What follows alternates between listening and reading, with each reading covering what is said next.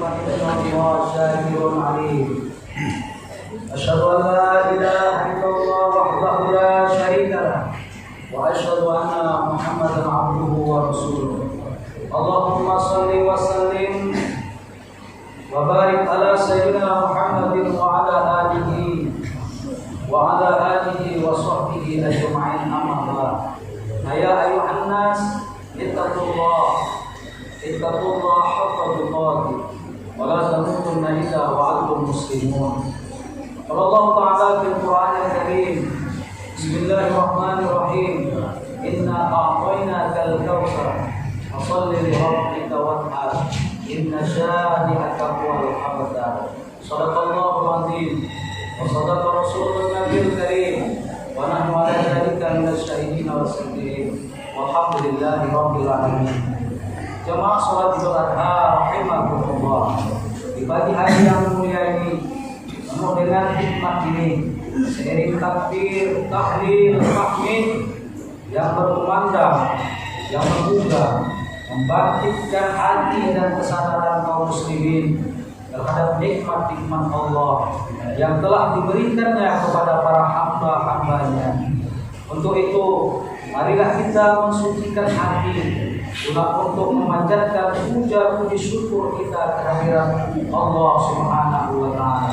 Selanjutnya, mari sama-sama kita tingkatkan ketakwaan kita kepada Allah dengan takwa yang sebenar-benarnya, yakni dengan melaksanakan semua perintah Allah dan menjauhi semua larangannya. Di samping itu kita juga tidak lupa untuk berselawat kepada junjungan kita, pemimpin besar terus di dunia, yaitu Nabi Muhammad Sallallahu Alaihi Wasallam, yang telah mewariskan kepada kita satu dasar pandangan dan keyakinan hidup yang mutlak, kebenarannya yakni agama Islam, yang satu-satunya agama yang diridhoi oleh Allah Subhanahu wa Ta'ala. Jemaah salat Idul Adha rahimakumullah. Dalam suasana hari raya Idul Adha ini, kita telah berkumpul bersama-sama di Masjid Al-Muslimin ini, seraya melantunkan takbir dan tahmid sebagai ungkapan rasa syukur kita kepada Allah Subhanahu wa Ta'ala. Allahu Akbar, Allahu Akbar, Allahu Akbar, walillahil hamd. Dengan menghayati kalimat takbir, tahmid tersebut akan terucaplah pengertian dan pemahaman dari hati kita yang masing-masing, betapa kecil dan kerdilnya kita sebagai manusia di hadapan Allah Subhanahu wa Ta'ala. Oleh karena itu, kesombongan, keangkuhan yang disebabkan oleh kekuasaan, jabatan, kedudukan, harta, kesemuanya itu tiada berarti di hadapan Allah Subhanahu wa Ta'ala. Jemaah salat Idul Adha rahimakumullah. Oleh sebab itu, mari kita membuka mata kita, telinga kita dan hati kita, menyaksikan salah satu tanda kebesaran dan kekuasaan Allah Subhanahu wa Ta'ala, sekaligus satu perumpamaan yang sangat besar bagaimana umat Islam yang telah kembali kepada fitrahnya menuju tempat sholat Idul Adha, seraya mengingat akan suatu hari di mana semua manusia sejak dari Nabi Adam alaihissalam hingga manusia yang terakhir yang diciptakan oleh Allah akan dikumpulkan pada satu tempat yang oleh Allah disebutkan dalam Al-Quran. Bismillahirrahmanirrahim. Yauma la yanfa'u malun wala banun illa man atallaha biqalbin salim. Yang artinya, pada hari ketika harta, anak-anak tiada berguna kecuali orang-orang yang menghadap Allah dengan hati yang bersih.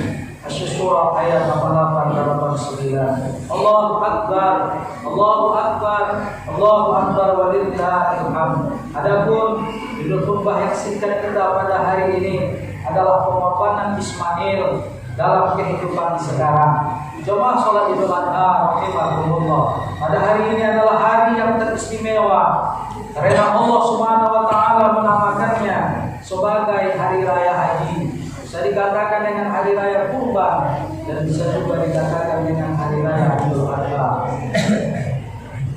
Karena pada saat ini jutaan umat Islam yang berasal dari seluruh pelosok penjuru dunia bersama-sama dalam melaksanakan ibadah haji dengan mengumandangkan takbir, ucapan talbiyah yang senantiasa keluar dari bibir mereka. Labbaik Allahumma labbaik, labbaik la syarika labbaik, innal hamda wa ni'mata laka mulk la syarika lak.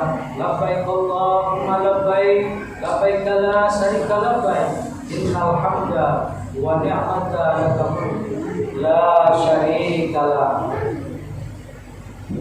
Silih berganti daripada hari itu juga kita mengenang peristiwa sejarah yang agung yang melibatkan dua tokoh besar atau dua orang Rasulullah yang tetap akan dikenang di sepanjang zaman, yaitu Nabi Ibrahim alaihissalam dan putranya Nabi Ismail alaihissalam. Jemaah salat Idul Adha rahimakumullah, ketika Ismail menginjak usia remaja, sang ayah suatu yaitu Nabi Ibrahim alaihissalam mendapatkan perintah langsung dari Allah Subhanahu wa taala melalui mimpi yang benar bahwa ia harus mengorbankan anaknya Ismail, putra kesayangannya. Nabi Ibrahim duduk serius sambil termenung memikirkan ujian yang maha berat yang dihadapinya. Dapat kita bayangkan bagaimana hati sang ayah yang telah lama mendapatkan generasi pengganti dirinya dari sekian tahun lamanya, dan bagaimana pula tingkatan kecintaannya terhadap putra tunggalnya yang tiba-tiba harus dijadikan korban, yaitu konflik batin yang bergejolak yang terjadi pada diri Nabi Ibrahim alaihissalam antara cintanya kepada anaknya dan ketaatannya memenuhi perintah Allah Subhanahu wa taala. Namun cinta Nabi Ibrahim kepada Allah jauh lebih besar dan lebih di atas segala-galanya daripada cinta kepada anak, istri, harta dan materi keduniaan lainnya. Allahu Akbar, Allahu Akbar, Allahu Akbar walillahil hamd. Untuk melaksanakan perintah tersebut, Nabi Ibrahim alaihissalam merujuk hati putranya Ismail dengan menyadarkan dialog sebagaimana firman Allah di dalam Al-Quran, Ya bunayya inni ara fil manan inni asbahuka fanzur maza tara. Wahai anakku, sesungguhnya ayah melihat di dalam mimpi bahwa ayah akan menyembelihmu, maka pikirkanlah apa akan menjadi keputusanmu. Ismail sebagai anak yang soleh, patuh taat kepada orang tuanya, membesarkannya, spontanitas menjawab, Ya abati if'al ma tu'maru satajiduni insyaallah minas sabirin. Wahai ayahku, laksanakanlah apa yang telah Allah perintahkan kepadamu. Insyaallah Ananda sabar serta tabah menghadapi ujian itu. Dalam suasana mengharukan itu dan detik-detik yang amat menegangkan, Nabi Ibrahim memeluk serta mencium kening anaknya dan kemudian meletakkan Ismail dalam posisi membujur. Mulailah pisau tajam yang putih berkilau digoreskan di atas leher Ismail. Seraya mengucapkan Bismillahirrahmanirrahim. Tiba-tiba dengan kekuasaan dan kasih sayang Allah Subhanahu wa taala, bukanlah Ismail yang disembelih, melainkan seekor kibas yang besar sebagai penggantinya dibawa oleh malaikat, sebagaimana yang dinyatakan dalam Al-Quran surah As-Saffat, wa fadainahu bizikrin azim. Dan kami tebus dia, yaitu Ismail, dengan suatu sembelihan yang besar. Allahu Akbar, Allahu Akbar, Allahu Akbar walillahil hamd. Jemaah salat Idul Adha rahimakumullah. Maka Allah Subhanahu wa taala mensyariatkan kepada umat Islam yang mampu supaya melaksanakan kurban setahun sekali, yaitu pada hari raya Idul Adha. Seperti sekarang ini Oleh karena itu berperanlah kita seperti Nabi Ibrahim untuk dapat berkurban, dan janganlah kita dibelenggu oleh apa yang ada di dunia ini, dan janganlah kita dipalingkan dari Allah oleh hal-hal yang pada hakikatnya bersifat semu dan tidak abadi. Kita boleh saja menguasai dunia ini asal tahu batas kemampuan kita, dan jangan kita terbuai dan terlena sehingga lupa hakikat diri kita sebagai makhluk yang beriman kepada Allah Subhanahu wa taala dan sebagai manusia yang berakidah. Allahu akbar, Allahu akbar, Allahu akbar walillahil hamd. Apa yang dialami oleh Nabi Ibrahim di dalam panggung sejarah peradaban manusia ialah mengorbankan anaknya, memegang secara manusiawi, memang secara manusiawi dan menurut naluri pikiran orang-orang biasa bahwa tugas itu adalah suatu yang amat sulit yang diterima. Akan tetapi buat keluarga Nabi Ibrahim alaihissalam, hal itu adalah suatu kebahagiaan, kemuliaan, sebagaimana firman Allah yang berbunyi Bismillahirrahmanirrahim, dan tanalul birra hatta tunfiqu mimma tuhibbun, yang artinya kamu sekali-kali belum sampai kepada kebaikan yang sempurna sebelum kamu menafkahkan sebagian harta yang kamu miliki dan kamu cintai. Surah Al-Imran ayat 92.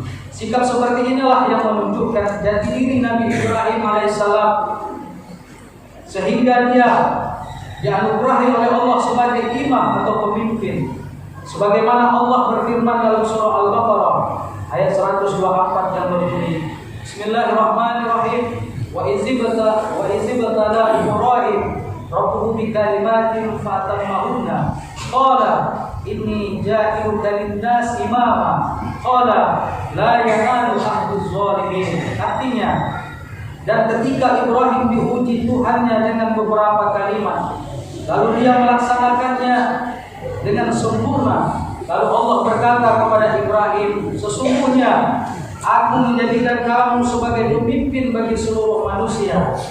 Dan Ibrahim juga menjawab, apakah juga sampai kepada anak cucuku?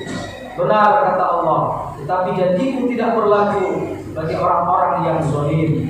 Allahu akbar, Allahu akbar walillahil hamd. Manusia yang berkesadaran baru ialah hamba Allah yang sering bertanya soal hakikat keberadaan dirinya, lingkungannya, kepada 5 kualitas.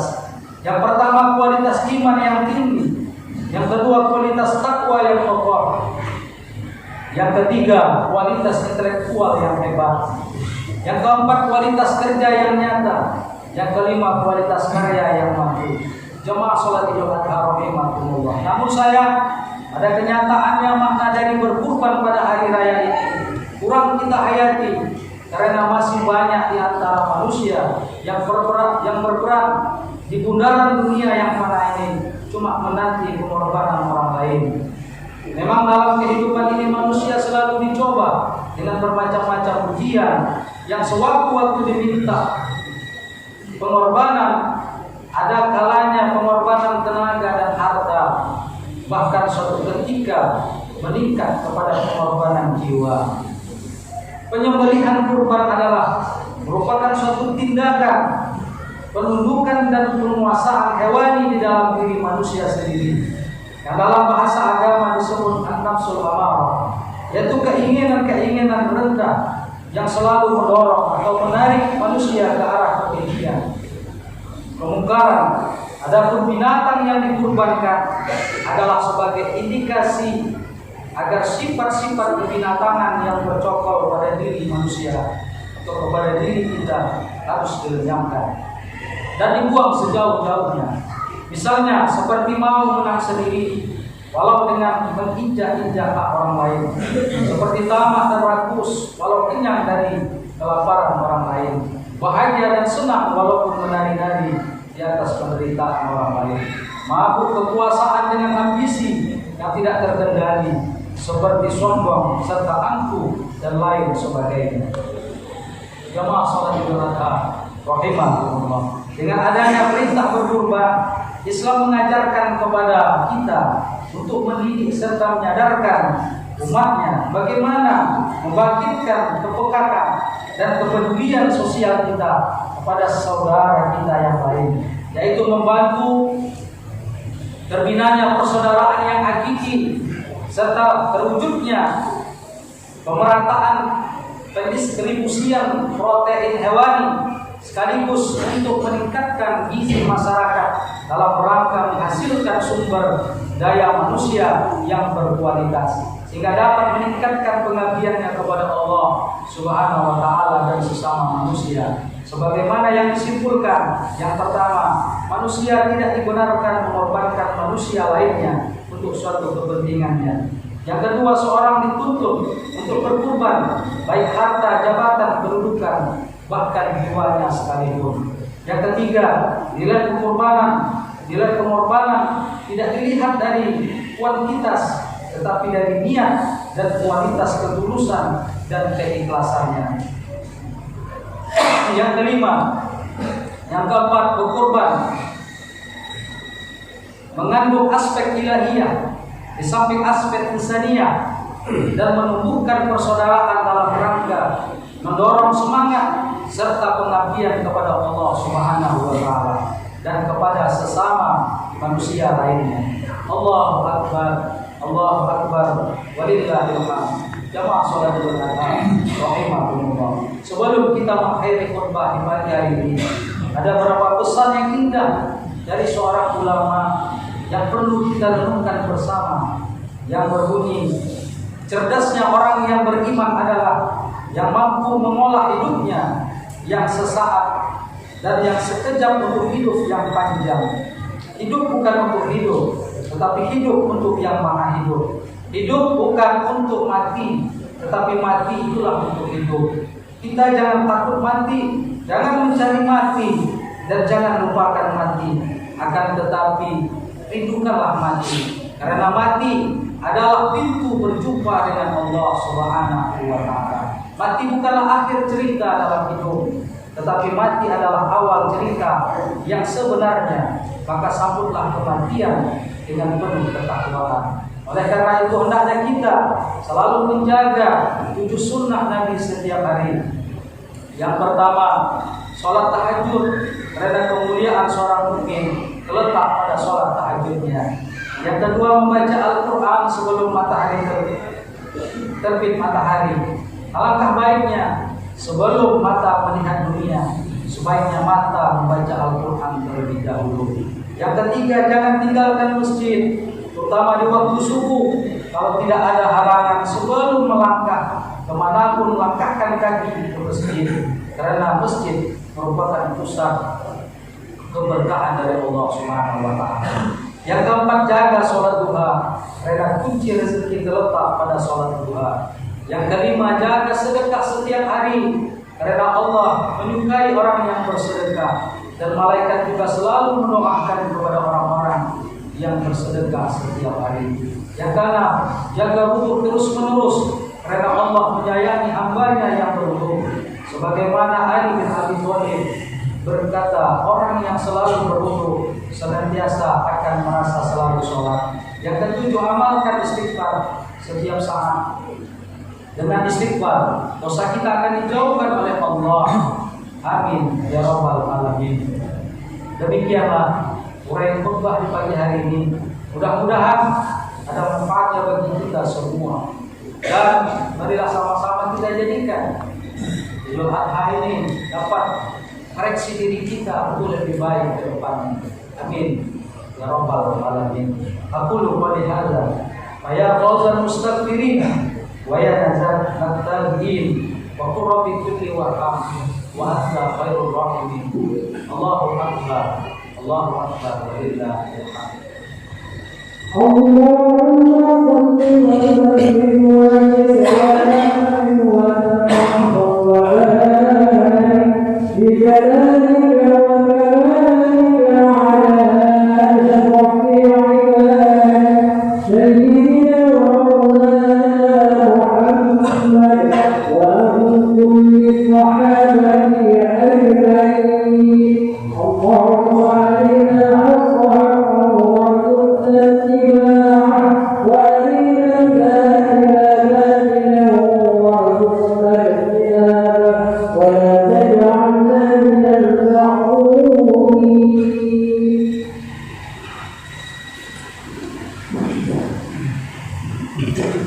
Allahu Akbar, Allahu Akbar, Allahu Akbar, Allahu Akbar, Allahu Akbar, Allahu Akbar, Allahu Akbar, Allahu Akbar kabira, walhamdulillahi katsira, wa subhanallahi bukratan wa asila, la ilaha illallah, wallahu akbar, Allahu akbar, walillahil hamd. Alhamdulillahi rabbil alamin ala ihsanihi wa syukra lahu ala wa imtinanihi. Asyhadu an la ilaha illallah wahdahu la syarika lahu ta'ziman li sya'nihi, wa asyhadu anna Muhammadan abduhu wa rasuluhu da'i ila ridwanihi. Allahumma shalli ala abdika wa rasulika sayyidina Muhammadin wa ala alihi wa ashabihi wa sallim tasliman katsiran. Amma ba'd, fa ya ayuhan nas ittaqullah haqqa tuqatih wa la tamutunna illa wa antum muslimun. Wa'lamu anna Allah amarakum bi amrin bada'a fihi bi nafsihi wa sanna bi malaikatihi bi kursihi.